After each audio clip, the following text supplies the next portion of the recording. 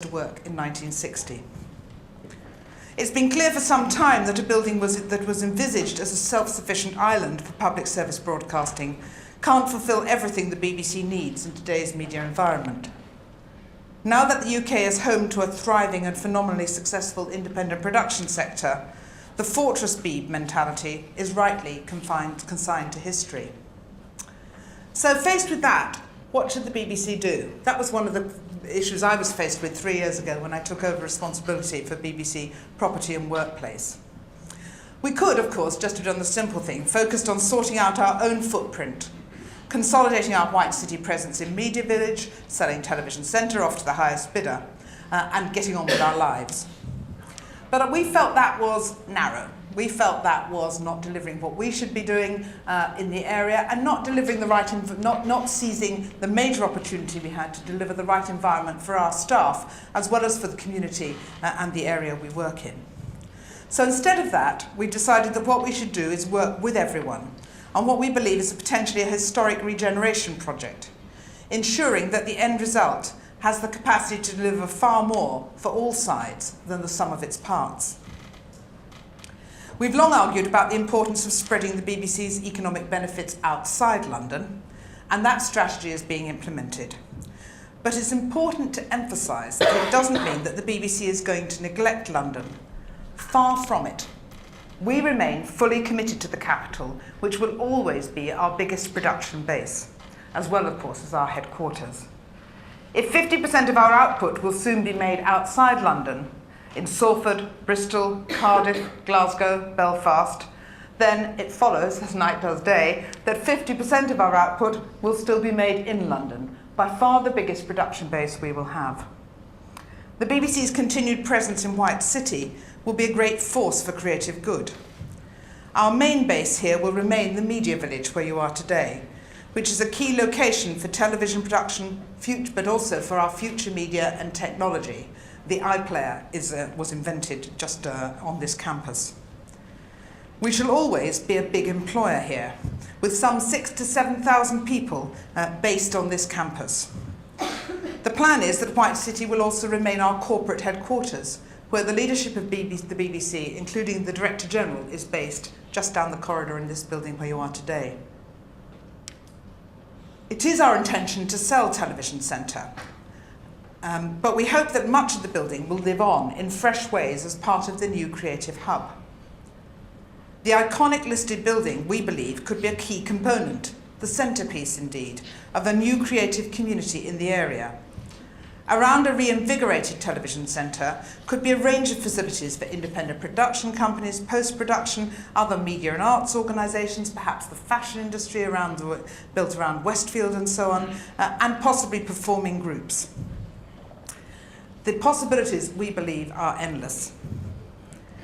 And essentially, what we want to do now, and what we hope will be started today with your help, is to take all the fantastic broadcasting legacy and heritage and make it work for today's radically different creative environment.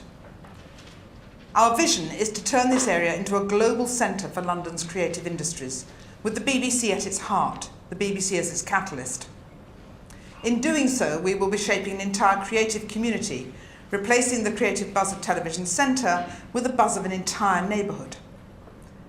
We see the BBC as a catalyst for a regeneration project that will provide a new range of jobs in working environments designed to help people be as creative as possible.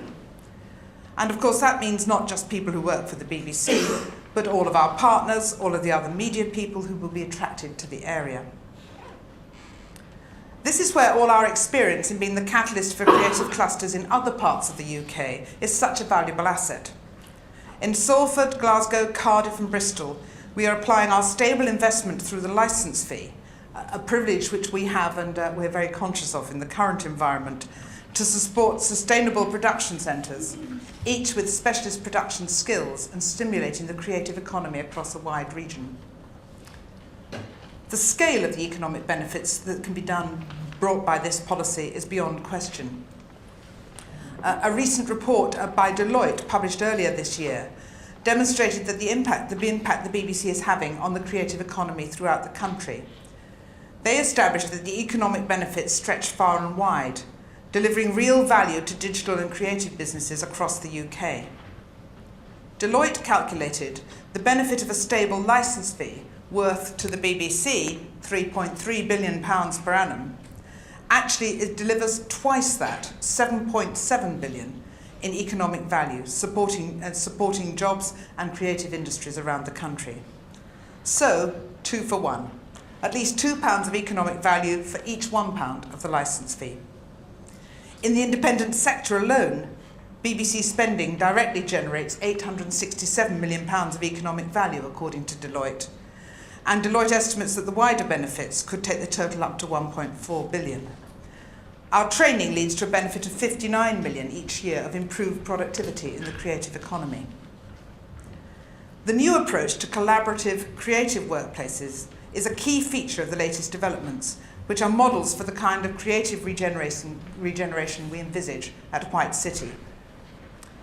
In Salford, a responsibility which I have directly had over the last 3 years, the BBC is the lead partner of a major regeneration programme to build Europe's biggest media centre, Media City UK. We're currently fitting out all 3 BBC buildings that are at the heart of a new centre of creative excellence and innovation for the whole of the north of England.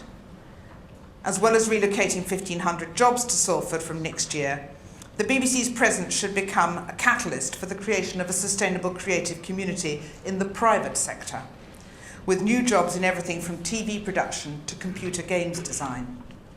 There will be workspace for hundreds of media and related businesses.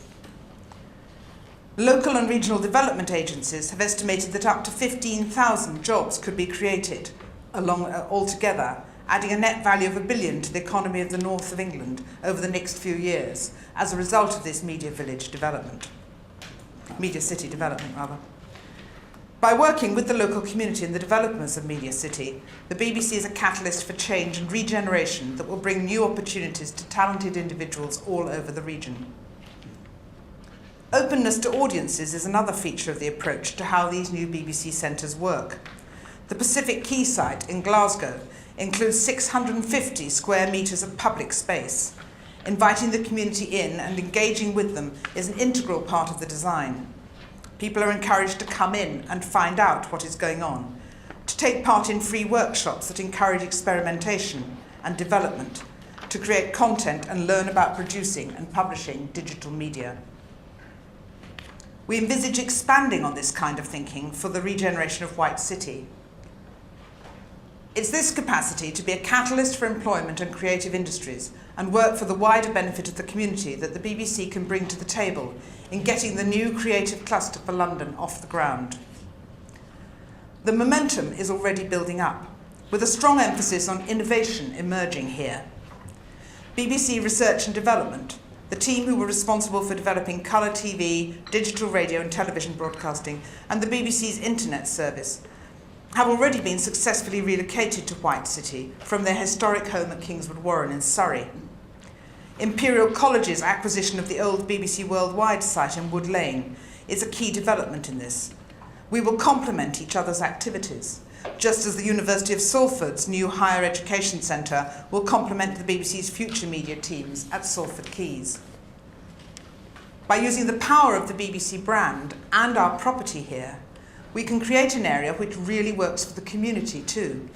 And that's a crucially important aspect of the regeneration programme. Once again, what's happening in Salford can give a glimpse of what we could expect to achieve here in White City. In Salford, 84 primary schools are joining us in raising the aspirations and interests of their pupils in careers in the creative and digital sector. Projects include the Higher Future for You aspiration programme that is being offered to all Year 5 pupils, a filmmaking initiative, internet radio stations on offer to all secondary schools, a record number of people participating in our school news reports, and an intensive sports journalism course available to 30 pupils each year. I take a particularly close personal interest in the community activities of the BBC Philharmonic, our orchestra in the Northwest. And their team has worked with around 2,000 people of all ages, developing skills, raising career aspirations, making great public music, and bringing joy to many. These are exactly the kind of partnerships that we want to form within the local